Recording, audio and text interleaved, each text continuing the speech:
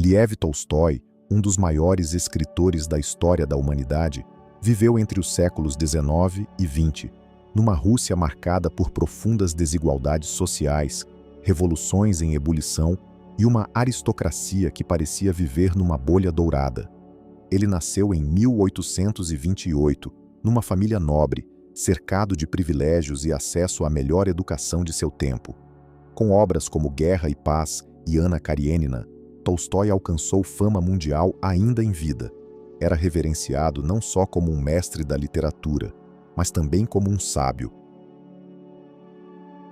Seu talento narrativo, seu olhar cirúrgico para as emoções humanas e sua crítica à hipocrisia da sociedade o colocaram no topo da cultura russa e europeia.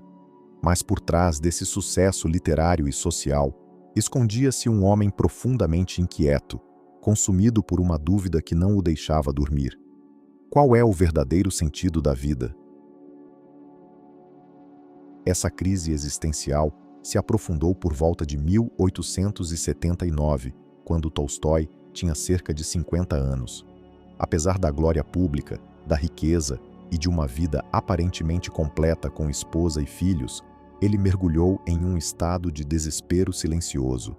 Questionava tudo: as religiões organizadas, os prazeres da carne, a moral da elite, até mesmo a lógica da morte e da existência. Sentia-se perdido, como se estivesse vivendo uma mentira. Escreveu em seus diários que chegou a considerar o suicídio como uma solução para esse vazio. Foi nesse período sombrio que começou sua busca desesperada por respostas, por algo que fosse além da vaidade humana. Essa fase marca o início de uma transformação espiritual profunda, que mudaria completamente sua visão de mundo e também seu legado. Tolstói passou a rejeitar seus antigos privilégios e mergulhou em textos religiosos, filosofias orientais e principalmente no evangelho cristão reinterpretado por ele mesmo, um cristianismo sem igreja, sem dogmas, centrado no amor ao próximo, na não-violência e na simplicidade radical. Ele se distanciou da Igreja Ortodoxa Russa e começou a escrever textos filosófico-espirituais, como Confissão, 1882, onde narra precisamente esse período de dúvida e renascimento interior. Sua fama cresceu ainda mais, mas agora era visto não só como um romancista genial, e sim como um profeta da paz, inspirando pensadores como Gandhi e Martin Luther King, décadas depois. A fase de desorientação de Tolstói foi o catalisador de uma vida nova, e essa busca pelo sentido da vida se tornou sua obra mais duradoura, porque não está apenas nos livros, mas no exemplo de transformação que deixou para o mundo. Durante sua profunda crise existencial, Lev Tolstói começou a enxergar com novos olhos o mundo ao seu redor. E foi aí que ele passou a desconfiar profundamente dos intelectuais e da elite educada da sociedade russa. Para ele, havia algo profundamente falso na maneira como os intelectuais falavam sobre moral, progresso e justiça. Em muitos deles, via apenas palavras bonitas, discursos inflamados e uma vaidade disfarçada de sabedoria. Ele os via debatendo sobre ética enquanto viviam cercados de luxo, criticando as injustiças sociais sem jamais colocar as mãos na terra ou experimentar o sofrimento que tanto descreviam. Tolstói sentia que esses pensadores estavam desconectados da realidade, e por trás de suas ideias sofisticadas havia um vazio, uma vida infeliz, marcada por angústia existencial, frustrações amorosas e um orgulho disfarçado de refinamento. Para ele, essa falsa intelectualidade não só não resolvia os problemas do mundo, como também alimentava uma ilusão perigosa, a de que é possível entender a vida apenas com a razão e os livros, sem jamais vivê-la com simplicidade e coragem. Foi então que Tolstói voltou seu olhar para aqueles que quase ninguém ouvia, os camponeses.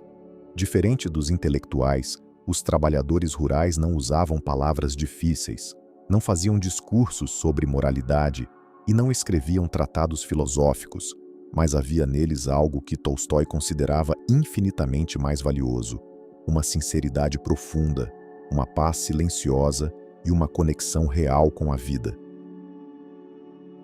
Os camponeses acordavam cedo, cultivavam a terra, cuidavam de seus filhos e rezavam com fé genuína. Suas vidas eram duras, sim, mas também eram cheias de sentido. Eles não fingiam entender tudo, mas aceitavam os mistérios da existência com humildade. Para Tolstói, essa humildade era uma forma superior de sabedoria. Começou a passar mais tempo entre eles, ouvindo suas histórias, aprendendo seus costumes e se inspirando em sua forma de viver. Viu que havia mais filosofia em um gesto simples de bondade camponesa do que em muitos livros que já tinha lido nas grandes bibliotecas de Moscou ou São Petersburgo. A sinceridade dos camponeses tocava Tolstói de uma maneira que nenhum salão de debates ou círculo literário jamais conseguira. Ele percebia que, mesmo sem posses, essas pessoas viviam com uma espécie de plenitude que os ricos jamais experimentavam. Tinham menos, mas pareciam ser mais humanos, mais compassivos, mais vivos. Foi essa percepção que alimentou sua crítica à propriedade privada, ao poder da aristocracia e até às instituições religiosas formais. Tolstói via na vida rural uma espécie de espiritualidade concreta, um evangelho silencioso vivido no dia a dia, longe das catedrais e das universidades. Ele passou a defender que só é possível alcançar a verdadeira felicidade quando se vive com base no trabalho honesto, na compaixão e na ausência de vaidade. A vida simples dos camponeses se tornou para ele não um símbolo de atraso, mas um ideal a ser seguido, uma prova viva de que o sentido da vida não está na teoria, mas na prática diária do bem e na aceitação humilde da condição humana. Quando Lev Tolstói decidiu romper com os luxos e privilégios de sua vida aristocrática, a reação de sua esposa, Sofia, e de seus amigos mais próximos foi de choque, angústia e, em muitos casos, revolta silenciosa. Tolstói não apenas começou a pregar uma vida simples, baseada no trabalho manual e na humildade cristã, ele realmente começou a viver dessa forma. Rejeitou títulos, recusou direitos autorais de suas obras futuras, vestia roupas de camponês e insistia em trabalhar com as próprias mãos no campo. Para um homem que tinha sido um símbolo da nobreza russa, isso era como um escândalo pessoal e político. Sofia, que havia sido sua parceira fiel por anos, ficou desesperada com essa transformação. Ela via a vida deles, com sua casa cheia de empregados, suas propriedades, os livros publicados e os filhos, desmoronar lentamente. Mais do que isso, via o próprio homem com quem havia se casado se transformar diante de seus olhos, como se uma nova alma tivesse tomado o lugar do velho Tolstói. Essa transição não foi apenas filosófica, foi dolorosamente prática. A decisão de Tolstói de renunciar aos lucros literários futuros em nome de seus ideais causou brigas intensas dentro da família. Sofia, que gerenciava suas publicações e o bem-estar financeiro da casa, via com desespero a possibilidade de ruína econômica. Ela tentava convencê-lo a preservar pelo menos o necessário para os filhos, mas Tolstói via isso como apego material. Amigos íntimos também se distanciaram. Alguns achavam que ele estava enlouquecendo, outros acreditavam que sua espiritualidade radical era uma crítica velada à própria elite da qual eles faziam parte. Alguns tentaram persuadi-lo a voltar à razão, outros se afastaram em silêncio, constrangidos pela sua nova visão moralista e intransigente. A casa do conde Tolstói, que antes era um centro vibrante de discussões literárias e políticas, foi lentamente se transformando num campo de batalha silencioso entre o velho mundo e o novo espírito que nascia dentro dele. Sofia, embora ainda profundamente apaixonada por Tolstói, passou a viver em tensão constante. As discussões eram cada vez mais amargas, os silêncios mais longos e o abismo entre os dois, cada vez mais intransponível. Para ela, a renúncia de Tolstói não era um gesto de iluminação, mas um gesto de abandono. Ela temia que ele não estivesse apenas largando os bens materiais, mas também sua família, seus compromissos e até a sanidade. O que Tolstói chamava de verdade espiritual, Sofia muitas vezes via como fanatismo, e essa diferença de visão sobre a vida e o dever fez com que a relação deles, que já fora marcada por cumplicidade e admiração mútua, se tornasse uma convivência pesada e amarga. A grande tragédia dessa fase não está apenas no conflito entre ideias, mas no sofrimento humano que ela causou. De um lado, um homem que buscava a verdade acima de tudo. Do outro, uma mulher que tentava proteger tudo que haviam construído juntos, inclusive o amor que lentamente se dissolvia. Aos 82 anos, após décadas de fama mundial, conflitos familiares intensos e uma busca incansável por sentido espiritual, Lev Tolstói chegou ao seu limite. Cansado das brigas constantes com sua esposa Sofia, da pressão sufocante da vida aristocrática que ainda o cercava e da contradição entre o que pregava e o que vivia, ele tomou uma decisão radical: partir. Em uma madrugada fria de novembro de 1910, Tolstói saiu escondido de sua propriedade em Yasnaya Poliana. Deixou para trás a casa onde havia vivido por mais de meio século, os filhos, os manuscritos e, principalmente, a mulher que durante anos foi sua companheira, mas com quem já não conseguia mais conviver em paz.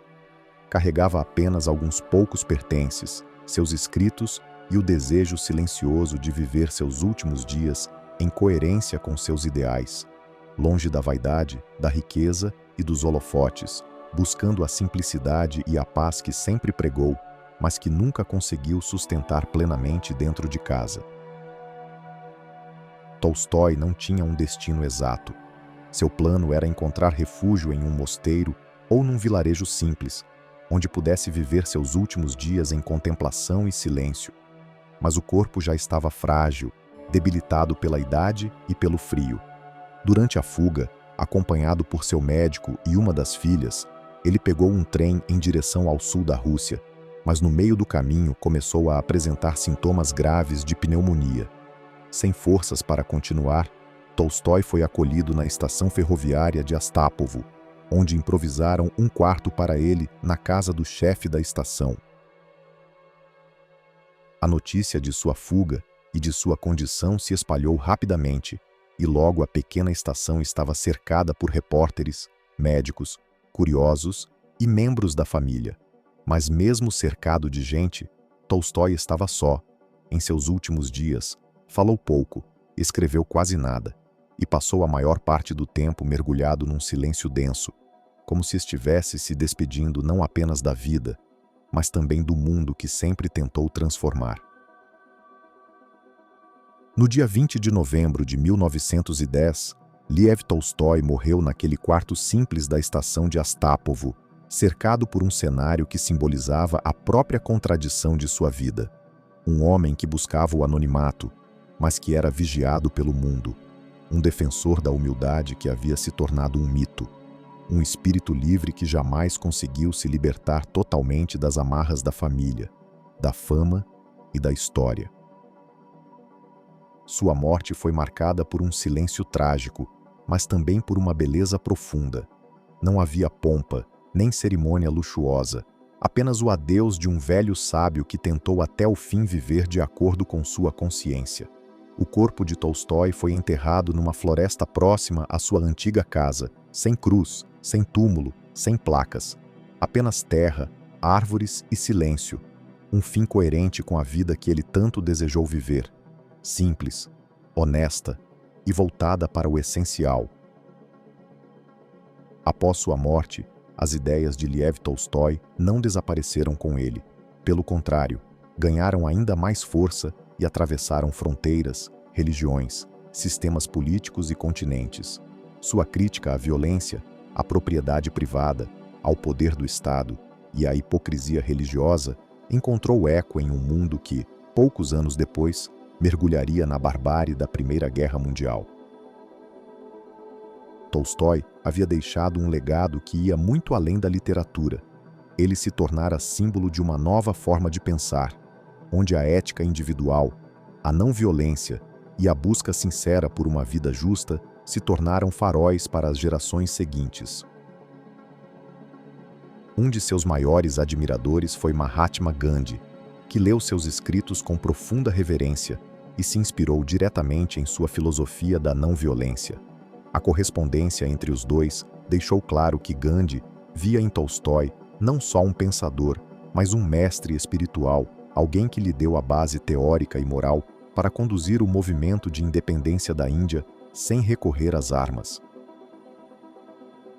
Mas a influência de Tolstói não parou em Gandhi. Décadas mais tarde, Martin Luther King Jr., o grande líder do movimento pelos direitos civis nos Estados Unidos, também se inspiraria na doutrina tolstoiana da resistência pacífica. Ao lado dos ensinamentos cristãos e das estratégias de Gandhi, as ideias de Tolstói moldaram a base moral de sua luta contra o racismo institucionalizado.